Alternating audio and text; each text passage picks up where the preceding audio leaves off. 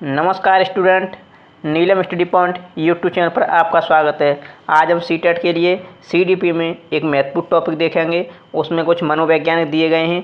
जैसे इसमें सबसे पहले हैं जीन पियाजे का संज्ञानात्मक विकास का सिद्धांत। तो जीन पियाजे का संज्ञानात्मक विकास का सिद्धांत क्या है, इन्होंने क्या इसमें बताया है, उसको हम देखेंगे। ये बहुत ही महत्वपूर्ण है सीटेट की दृष्टि से। तो इन्होंने बच्चे के विकास की 4 अवस्थाएँ बताई थी। कितनी बताई थी? 4। तो पहला ही क्वेश्चन बनेगा कि जीन पियाजे ने बच्चे के विकास के लिए कितनी अवस्थाएं बताई हैं, तो वो हैं 4। तो 4 अवस्थाएं कौन कौन सी हैं उन्हें हम देखेंगे। पहली अवस्था है इंद्रिय गामक अवस्था, यानी इंद्रिय गामक अवस्था का जन्म से 2 वर्ष तक होती है। इंद्रिय गामक का मतलब होता है इंद्रियाँ, बच्चे की जो इंद्रियाँ होती हैं, जिन्हें हम बोलते हैं 5 ज्ञानेंद्रियाँ होती हैं बच्चे की, तो उनके माध्यम से बच्चा जो क्रिया करता है, उसको जो सीखता है, उसका अध्ययन किया गया है। वो जीन पियाजे ने बताया है कि वो जन्म से लेकर के 2 वर्ष तक होती है। उसमें क्या करता है बच्चा? संवेदनाएं होती हैं, बच्चे की वेदनाएं होती हैं। बच्चा कैसे महसूस करता है वस्तु को, जैसे छू करके, मतलब जो अपनी ज्ञानेंद्रियाँ होती हैं उनके माध्यम से। प्रतिवर्ती क्रियाएँ होती हैं, जैसे एकदम बच्चा लेटा है, कमरे में लाइट का ऑन होना, या किसी वस्तु की एकदम आवाज़ आना, या जैसे किसी उसके जो खेल होते हैं आवाज़ वाले, उनका एकदम बजना, तो उससे बच्चे की क्या होती है? प्रत्युति क्रियाएँ काफ़ी तेज़ी से होती हैं एकदम। उससे बच्चा महसूस करता है, उससे सीख जाता है एकदम कि ये हो गया। वस्तु स्थायित्व, बच्चे क्या पाया जाता है? तो ये पूछा जाता है एग्जाम में, कई बार पूछा गया है कि वस्तु स्थायित्व की अवस्था जीन पियाजे ने किस अवस्था को कहा है? तो किसको कहा है? इंद्रिय गामक अवस्था है, यानी जन्म से लेकर के 2 वर्ष की अवस्था को जीन पियाजे महोदय ने क्या कहा है? वस्तु स्थायित्व की अवस्था कहा है। अनुकरण, बच्चा कैसे सीखता है? इसमें सीखता है अनुकरण करके। अनुकरण मतलब जैसे मम्मी क्या कर रही हैं, पिताजी क्या कर रहे हैं, भाई क्या कर रहे हैं, मतलब देख के सीखता है। जो कौन क्या कर रहा है उसको देखता है, उसके बाद सीखता है, अनुकरण करके सीखता है। और खिलौने तोड़ने की अवस्था, इस अवस्था में बच्चा खिलौना बहुत तोड़ता है। छोटा बच्चा होता है, खिलौना ला के दिया, देखा कि ये कैसे नहीं बोल रहा है, कैसे निकलेगा, कैसे खुलेगा, मतलब ऐसे करता रहता है, तो तोड़ देता है। तो पूछता है सीटेट में कि खिलौने तोड़ने की अवस्था जीन पियाजे महोदय ने किस अवस्था को कहा है? तो किसे कहा है? इंद्रिय गामक अवस्था को कहा है। नेक्स्ट अवस्था है उनकी नंबर 2, पूर्व संक्रियात्मक अवस्था। कौन सी अवस्था है? पूर्व संक्रियात्मक अवस्था, यानी ये होता है, इसका समय बताया है महोदय ने 2 वर्ष से लेकर के 7 वर्ष के बीच में जीन पियाजे महोदय ने कहा है कि पूर्व संक्रियात्मक अवस्था होती है। इसमें क्या होता है? विचारों की अनुक्रमणीयता होती है। क्या होती है? विचारों की अनुक्रमणीयता होती है और आत्म केंद्रता होती है। बच्चे में क्या होती है? आत्म केंद्रता। ये क्वेश्चन कई बार पूछा गया है कि आत्म केंद्रता जीन पियाजे की किस अवस्था को बताया है? तो किसको बताया है?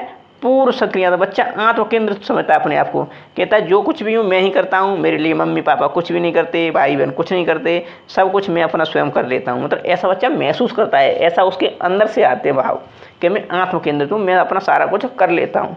तो ये कई बार पूछा गया सीटेट में। और एक है जीववाद। तो ये बहुत पूछा जाता है कि जो जीन पियाजे महोदय उन्होंने जीववाद की अवस्था किस अवस्था को कहा है? तो किसको कहा है? पूर्व संक्रियात्मक अवस्था। जैसे बच्चा समझता है कि उसके पास कोई खिलौना है, जैसे गुड़िया होती है, तो जो गर्ल्स होती हैं वो गुड़िया को क्या समझ लेती हैं? वो जीव समझती हैं कि ये भी हमारी तरह जीव है। जैसे बच्चे होते हैं, लड़के होते हैं, कुछ उनके पास खिलौना ऐसे होते हैं जिनको वो समझते हैं ये जीव है, ये हमारी तरह बोल सकता है, खा सकता है, खेल सकता है, मतलब ऐसे बच्चों के भाव होते हैं। और होता है सूचकता। कौन क्या कहा है इसको? सूचकता। विभेदीकरण, बच्चे विभेद करने लग जाते हैं, पहचानने लग जाते हैं वस्तु, थोड़ा बहुत मतलब समझने लगते हैं, विभेदीकरण करने लगते हैं। किस अवस्था में? पूर्व संक्रियात्मक अवस्था में। तो नेक्स्ट है एक है मूर्त संक्रियात्मक अवस्था। कौन सी है? मूर्त संक्रियात्मक अवस्था। इसकी उम्र बताई है जीन पियाजे महोदय ने 7 से लेकर के 11 वर्ष तक। इसमें बच्चा तार्किक चिंतन करने लगता है, तर्क करने लग जाता है। बच्चा क्या करने लगता है? तर्क, यानी तार्किक चिंतन। और दूसरा है मूर्त चिंतन। बच्चा क्या करता है? किसी वस्तु को देखता है और उस पर क्या करता है? आपसे क्वेश्चन करेगा, बात करेगा, पूछेगा, उसे जानने का प्रयास करेगा। तो कौन सी अवस्था है? मूर्त चिंतन, यानी मूर्त संक्रियात्मक अवस्था के अंतर्गत है। पलट भी कहता है, कई बार सीटेट में पूछा गया है, पलटा भी गुण किस अवस्था में आ जाता है बच्चे में? तो किस अवस्था में आता है? मूर्त संक्रियात्मक अवस्था में आता है, जिसकी उम्र क्या होती है? 7 वर्ष से लेकर के 11 वर्ष तक। पलटावी मतलब होता है बच्चा क्रॉस क्वेश्चन करने लगता है आपसे। आपने कुछ बताया, बच्चा उसका कुछ और जवाब देगा तुम्हें, उसके प्रति कुछ और नया क्वेश्चन आ जाएगा, उसको पूछने लग जाएगा, पलट के जवाब देने लग जाएगा। तो इसे कहते हैं पलटावी गुण। किस अवस्था में आते हैं? तो पूर्व मूर्त संक्रियात्मक अवस्था में। किस में आते हैं? मूर्त संक्रियात्मक अवस्था में। और गणितीय संक्रियाओं का ज्ञान हो जाता है बच्चों को। इस अवस्था में बच्चा क्या करने लगता है? गणितीय क्रिया करने लग जाता है, जोड़ घटाए गुणा भाग मतलब ये सब सीखने लगता है इस अवस्था में मूर्त संक्रिया। तो नेक्स्ट होती है जीन प्याजों में की चौथी अवस्था है, वो है अमूर्त या फिर औपचारिक अवस्था। क्या होती है? अमूर्त, यानी 11 वर्ष से ऊपर की अवस्था को महोदय ने इससे बताया। अमूर्त मतलब होता है जो कोई भी वस्तु उसके सामने नहीं है उसके बारे में बच्चा सोचने लगता है, कल्पना करने लगता है, उसके बारे में मतलब बातें करने लग जाता है।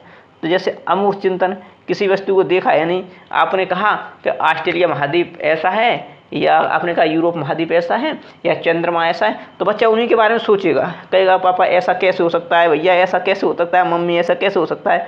मतलब अमूर्त चिंतन करेगा, काफ़ी क्वेश्चन उसके बारे में जिज्ञासा आने लगती है, पूछने लगता है, यानी कल्पना लोक ही होता है, कल्पना करने लगता है। तो ये पूछता है कि बच्चों अमूर्त चिंतन की अमूर्त चिंतन कब करने लगता है, तो उसकी आयु क्या होती है? तो 11 वर्ष से ऊपर की अवस्था में करने लगता है। संज्ञानात्मक विकास में परिवर्तन होने लगते हैं, उसके जो संवेग होते हैं, जो उनके अंदर जो स्थायित्व होता है, जैसे लैंगिकता होती है बॉयज़ में एंड गर्ल्स में, उनके जनांगों का जो विकास होने लगता है, क्या होने लगता है? संज्ञानात्मक विकास में परिवर्तन होने लगता है बच्चों के, बहुत सारे परिवर्तन होने लग जाते हैं इस अवस्था में आके, अमूर्त औपचारिक अवस्था में। तो नेक्स्ट है एक है, ये बहुत इंपॉर्टेंट है, इनका नाम है कोहलबर्ग। कौन से महोदय हैं? कोहलबर्ग महोदय। इन्होंने दिया था नैत्य विकास का सिद्धांत। कौन सा सिद्धांत? नैत्य विकास का सिद्धांत दिया था इन्होंने। तो इन्होंने कुल 3 अवस्थाएं बताई थी। कितनी अवस्था बताई थी? बालक के विकास की इन्होंने 3 अवस्थाएं बताई थी। पूछता है कि कोहलबर्ग महोदय के अनुसार नैत्य विकास के सिद्धांत में कितनी अवस्थाएं बताई थी? तो 3। जीन प्याजे महोदय ने संज्ञानात्मक विकास की कितनी अवस्थाएं बताई थी? तो 4 बताई थी। हम अभी पीछे हमने पढ़ा है, वीडियो में देखा है। तो ये पूछता है, क्वेश्चन डायरेक्ट पूछ लेता है यहाँ से।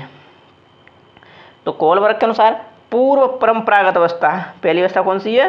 पूर्व परंपरागत अवस्था। तो इसको बताया उन्होंने 3 से लेकर के 10 वर्ष तक चलती है। इसमें आज्ञाकार था, बच्चा कैसा होता है?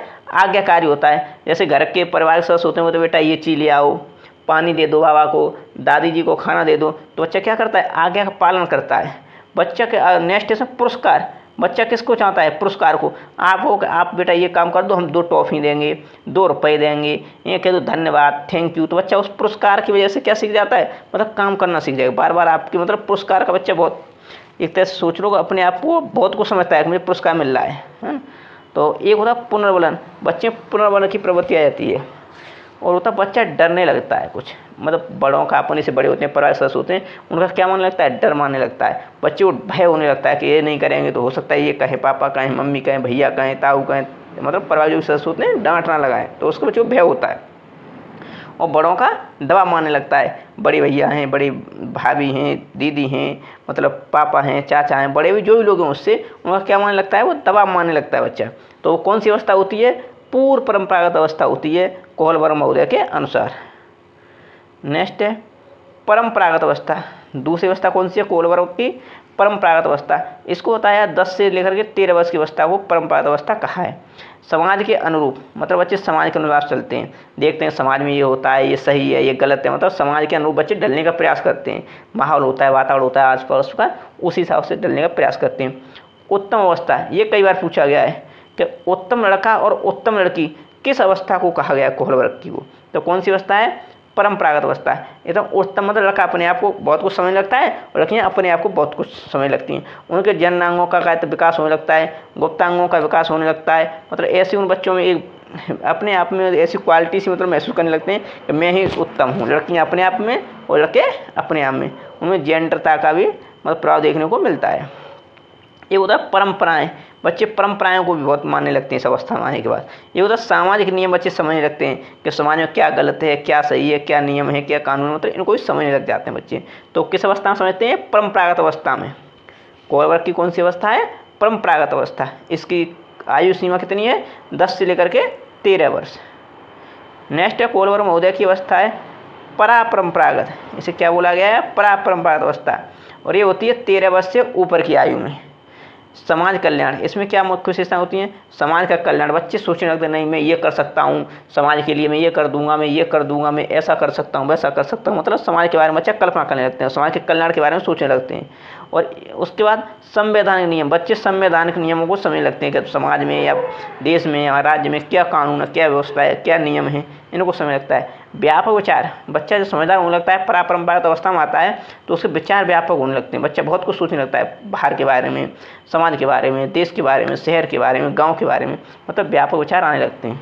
निर्णय लेने में परिपक्वता, जब बच्चा परंपरागत अवस्था में होता है, परंपरागत अवस्था में होता है, 13 साल की आयु से ऊपर होता है, तो निर्णय लेने में क्या हो जाता है, वो परिपक्व हो जाता है, अपने निर्णय स्वयं लेने लगता है, मुझे क्या करना है, क्या नहीं करना है, क्या सही है, क्या गलत है, मतलब बच्चा अपने आप में निर्णय लेने लग जाता है।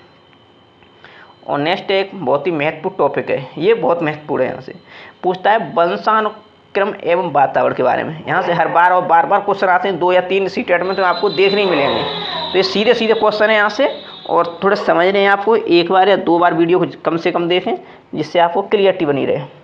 तो पहला है इसमें वातावरण एवं वंशानुक्रम, क्या वातावरण एवं वंशानुक्रम के मध्य जितनी ज़्यादा अंतःक्रिया होगी, यानी आपसी दोनों का जितना अच्छा तालमेल होगा, बालक के अंदर उतना ही अच्छा विकास होगा। जैसे अब वातावरण है, वातावरण बहुत अच्छा माहौल मिलता है, कहते हैं माहौल कहते हैं कि हम मुखर्जी नगर जा रहे हैं IAS की तैयारी करने, अपने गांव में नहीं कर सकते क्योंकि वहाँ वातावरण ही नहीं ऐसा, वहाँ पे लोग ही ऐसे नहीं हैं, वहाँ का वातावरण गाँव जैसा है।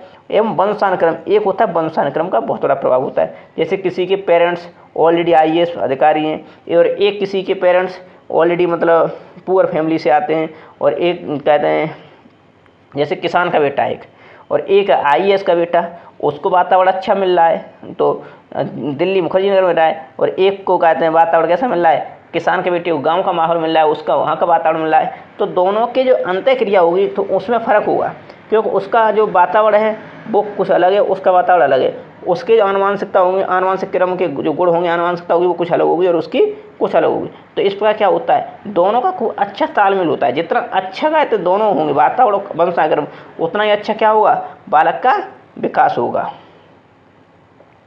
नेक्स्ट पॉइंट है बच्चों में प्रतिभाशालता, क्या होती है, प्रतिभाशालता के गुण आनुवंशिकता और वातावरण के बीच अंतःक्रिया होते हैं। ये बहुत बार पूछा गया है, ये विशेष ध्यान रखना है कि वातावरण और आनुवंशिकता में क्या होता है, अंतःक्रिया होती है दोनों के अंदर। जितने अच्छे का आनुवंशिक गुण होंगे और जितने अच्छा उसको वातावरण मिल जाएगा तो बच्चा क्या कहलाएगा, प्रतिभाशाली हो सकता है। यदि किसी बच्चे के आनुवंशिक गुण अच्छे नहीं है, वातावरण भी अच्छा नहीं है, तो प्रतिभाशाली नहीं हो सकता, प्रतिभाशालता नहीं हो सकती उसके अंदर, यानी बुद्धि लब्धि उसकी अच्छी नहीं हो सकती। नेक्स्ट है विकास के कुछ पहलू, यानी आनुवंशिकता और कुछ पहलू पर्यावरण से प्रभावित होते हैं। क्या होते हैं, कुछ बच्चे के पहलू होते हैं, कुछ वजह से हमें उनको पहचान नहीं सकते, देख नहीं सकते, कुछ आनुवंशिकता के कारण भी उसके प्रभावित हो सकते हैं और कुछ बाहरी पर्यावरण से प्रभावित हो सकते हैं। किसी बच्चे का आनुवंशिक बहुत अच्छा है, उसको पर्यावरण अच्छा नहीं मिल रहा, उसको वातावरण अच्छा नहीं मिल पा रहा, तो वो कैसा हो जाएगा, प्रभावित होगा। किसी बच्चे की आनुवंशिकता अच्छी नहीं है लेकिन उसे पर्यावरण बहुत अच्छा मिल रहा है, पर आनुवंशिकता उसकी इतनी अच्छी नहीं है जो कुछ कर सके वो इतना, तो वह क्या होगा, प्रभावित होता रहेगा बच्चा। तो ऐसे दोनों के क्या होते हैं, कुछ ना कुछ पहलू होते हैं जो प्रभावित करते हैं बच्चे विकास को। और नेक्स्ट एक है वुडवर्थ महोदय, इनकी एक परिभाषा ये बहुत पूछी जाती है, इसी बेसिस का ध्यान रखें। कौन है, वुडवर्थ महोदय। तो वुडवर्थ महोदय कुछ कहते हैं बालक का विकास वंशानुक्रम तथा वातावरण का गुणनफल है। ये वेरी इम्पोर्टेंट लिख लें इसको, ये क्या है, गुणनफल है। पूछता है कि वुडवर्थ महोदय ने कहा है बालक का जो विकास होता है वो किस पर करता है, वंशानुक्रम तथा वातावरण का गुणनफल है। मतलब दोनों का ना तो ये जोड़ है ना ये घटाव है, क्या है, गुणनफल। मतलब ना तो इसका पहचान सकते हैं आप वंशानुक्रम का कितना प्रभाव है और ना ये बता सकते वातावरण का कितना प्रभाव है, दोनों का आपस में मिक्स है, यानी गुणनफल है, गुणा है इसमें। किसी का कोई निश्चित नहीं है कि वंशानुक्रम का कितना प्रभाव रहता है कि वातावरण का कितना प्रभाव रहता है बच्चे के बाल विकास में। अतः बच्चों के विकास में आनुवंशिकता एवं पर्यावरण दोनों का महत्वपूर्ण भूमिका होती है। क्या होती है, दोनों की महत्वपूर्ण भूमिका होती है। जितनी वंशानुगत की होती है उतनी क्या होती है, पर्यावरण की होती है। और इन दोनों के अंदर क्या होता है, अंतःक्रिया होती है। और कुछ महत्वपूर्ण कहते हैं जो तथ्य हैं, मतलब डायरेक्ट सीधे एक लाइन में पूछ लिए जाते हैं। पिछली बार पूछे गए एग्जाम में, सीटेट के एग्जाम में कई बार पूछे जा चुके हैं और पूछे जाने की प्रबल संभावना भी है। तो इसमें पहला टॉपिक हमारा प्रकृति पोषण विवाद। ये पूछता है, कई बार एग्जाम पूछा गया है कि प्रकृति पोषण विवाद किससे संबंधित है। तो इसका संबंध है आनुवांशिकता एवं वातावरण से संबंधित है। डायरेक्ट क्वेश्चन पूछा जाता है वन लाइनर। तो प्रकृति पोषण विवाद किससे संबंधित है, तो आनुवांशिक और वातावरण से। नेक्स्ट है वंशानुक्रम जन्मजात व्यक्ति गुणों का योगफल है। क्या है, वंशानुक्रम क्या होता है, एक तो जन्मजात होता है और व्यक्ति गुणों का योगफल होता है। नेक्स्ट है आनुवांशिक एक स्थिर सामाजिक संरचना है, यानी आनुवांशिक क्या होता है, स्थिर होता है, इसे परिवर्तित नहीं किया जा सकता। तो सामाजिक संरचना है, कैसी है ये, आनुवांशिक एक स्थिर है, स्थिर सामाजिक संरचना है। दोस्तों तो आज के लिए इतना ही रखते हैं और आप हमारे चैनल पर बने रहिए ऐसे वीडियो देखने के लिए। और यदि आपने हमारा चैनल सब्सक्राइब नहीं किया है तो चैनल को सब्सक्राइब करें, वीडियो को लाइक करें और शेयर करें। नीलम स्टडी यूट्यूब पर चैनल को सब्सक्राइब अवश्य करें और अपने मित्रों को, अपने छोटे बड़े भाई बहनों को शेयर करते रहें, जिससे आने वाली वीडियो हमारी मिलती रहें। थैंक यू, धन्यवाद।